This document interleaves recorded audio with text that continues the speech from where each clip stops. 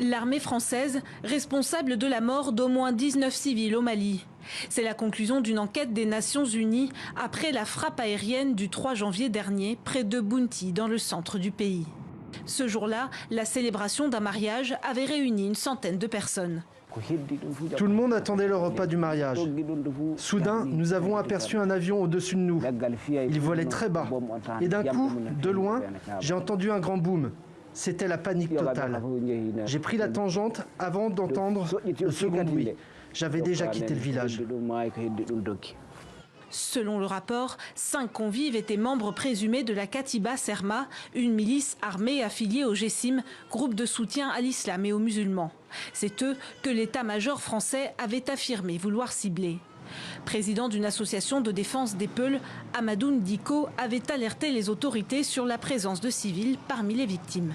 Le rapport à 90% confirme ce que nous avions dit. Nous savions que c'était ça et on n'était pas du tout inquiet du rapport et ce qu'allaient dire même les Nations Unies parce qu'on savait que s'ils ont mené à bien leur travail, ils vont venir dire au monde entier que oui, il y avait un mariage, oui, c'est des civils qui sont tués. Et nous savons aussi que la force Barkhane va toujours maintenir leur version. L'armée malienne aussi va maintenir la version pour pouvoir se couvrir. Sur place, les révélations du rapport exacerbent un sentiment anti-français déjà bien ancré. À Bamako, le collectif Yéré Wolo, debout sur les remparts, est plusieurs fois descendu dans la rue pour exiger le départ de l'armée française. Ce n'est même pas la première fois que l'armée française tue des civils. La main cachée est maintenant découverte. Et là, on ne doit plus s'attendre à ce que cette France même soit une solution pour nous. Nous devons accélérer le retrait des forces Barkhane du Mali. En France, la ministre des Armées, Florence Parly, réfute toute bavure.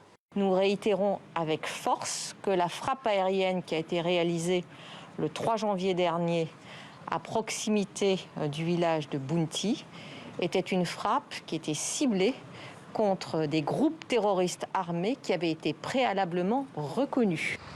Alors que Paris émet de nombreuses réserves quant à la fiabilité des témoignages, les familles des victimes attendent toujours réparation.